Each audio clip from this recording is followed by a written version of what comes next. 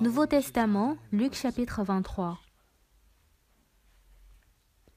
Luc 23 à partir du verset 50.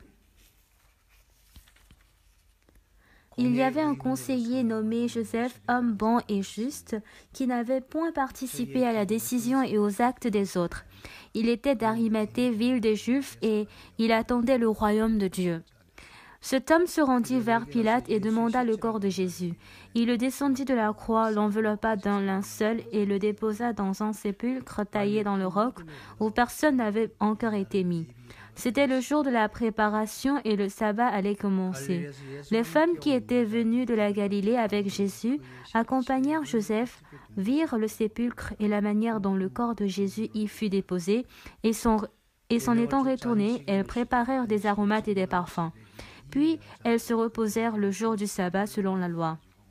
Le premier jour de la semaine, elles se rendirent au sépulcre de grand matin, portant les aromates qu'elles avaient préparés. Elles trouvèrent que la pierre avait été roulée de devant le sépulcre, et étant entrées, elles ne trouvèrent pas le corps du Seigneur Jésus. Comme elles ne savaient que penser de cela, voici deux hommes leur apparurent en habits resplendissants. Saisies de frayeur, elles baissèrent le visage contre terre, mais ils leur dirent « Pourquoi cherchez-vous parmi les morts celui qui est vivant? Il n'est point ici, mais il est ressuscité. Souvenez-vous de quelle manière il vous a parlé lorsqu'il était encore en Galilée, et qu'il disait « Il faut que le Fils de l'homme soit livré entre la main des pécheurs, qu'il soit crucifié, et qu'il ressuscite le troisième jour. » Et elles se ressouvinrent des paroles de Jésus. À leur retour du sépulcre, elles annoncèrent toutes ces choses aux 11 et à tous les autres. Celles qui dirent ces choses aux apôtres étaient Marie de Magdala, Jeanne, Marie, mère de Jacques, et les autres qui étaient avec elle. Ils tinrent ces discours pour des rêveries et ne crurent pas ces femmes. Mais Pierre se leva et courut au sépulcre, s'étant baissé, il ne vit que les linges qui étaient à terre, puis il s'en alla chez lui dans l'étonnement de ce qui était arrivé.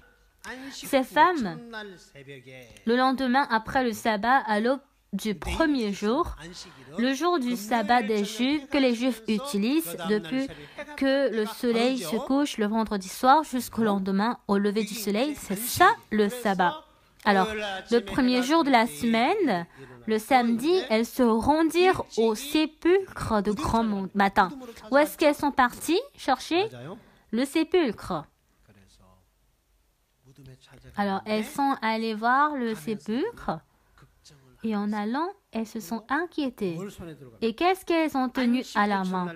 Le premier jour de la semaine, elles se rendirent au sépulcre de grand matin, portant des aromates qu'elles avaient préparés. Pourquoi elles ont porté des aromates? Afin de donner comme cadeau à Jésus, n'est-ce pas? En allant au sépulcre, elles ont cherché Jésus. Oui, il y avait le sépulcre, mais on voyait que le rocher a été déplacé. Alors, elles avaient dit, qui a déplacé la pierre pour nous? Mais lorsqu'elles étaient allées, elles ne trouvèrent pas le corps du Seigneur Jésus. Donc, elles étaient en train de chercher où était Jésus, et il y avait une personne qui avait dit, en ce moment, dans le verset 5, « Saisies de frayeur, elles baissèrent le visage contre terre, mais ils leur dirent, « Pourquoi cherchez-vous parmi les morts celui qui est vivant ?» La raison pour laquelle il n'est pas ici, ce n'est pas parce que quelqu'un l'a volé, mais parce qu'il est vivant. Mais elles n'avaient pas du tout cru en Jésus.